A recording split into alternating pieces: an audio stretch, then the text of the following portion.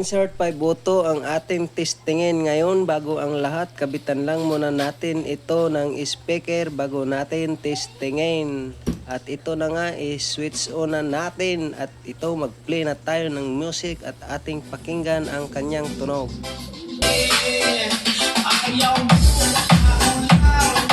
So goods naman ang kanyang tunog so mga ilang sandali lang, so ito na ang kanyang magiging tunog patay sindi na parang hindi mo na siya maintindihan.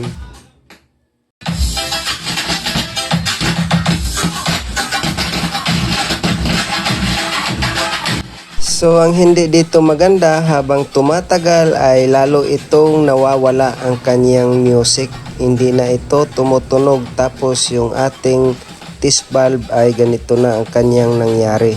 Nagiging patay sindi na rin yung ating test valve kung ating titingnan. Yan Ayun, tuluyan na naglaho ang kanyang tunog. Ngayon ay buksan lang natin sandali.